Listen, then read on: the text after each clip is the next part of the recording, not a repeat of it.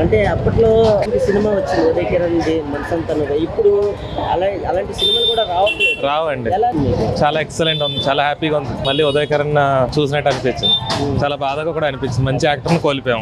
Okay, thank you.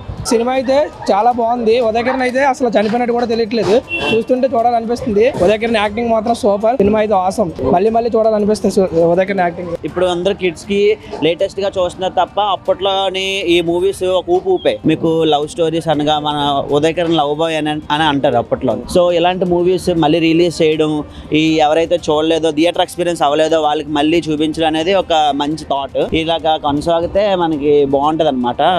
Previous గా miss అయిన celebrations కానీ ఎంజాయ్మెంట్ కానీ మళ్ళీ తెచ్చారని అనుకుంటున్నాను. కానీ ఈ మూవీ అయితే నాకు లిటరలీ చాలా ఏడుపు వచ్చింది అనమాట. అంటే ఫస్ట్ టైం నేను ఎప్పుడు స్క్రీన్ మీద చూడలేదు, బట్ మూవీకి వచ్చాను, చాలా హ్యాపీ అండ్ ఏడ్చాను కూడా. అప్పట్లో 105 days ఆడింది మూవీ. అప్పటికి ఎలా ఉంది ఇప్పటికీ అంతే, ఏమీ తేడా లేదు, ఇదేమీ లేదు. బట్ ఆ మనిషి ఉంటే ఇంకా వేరే ఆనందం ఉండేది అని. ఎందుకంటే అతను మనకి లేడు కాబట్టి అతను చూసినంతసేపు లేడనే ఫీలింగ్ ఎక్కువ ఉంటుంది, అంతే. ఆ ఫీలింగ్ అయితే అయినందుకు మీరు ఎలా ఫీల్ అవుతున్నారు? అంటే ఇప్పుడు చూడగానే కొంచెం బాధ అనిపిస్తుంది. ఎందుకంటే బతుకుంటే మనిషి బాగుండేది, లేనప్పుడు ఆ సినిమా చూస్తాను అంటే కొంచెం బాధ. కానీ సినిమా అయితే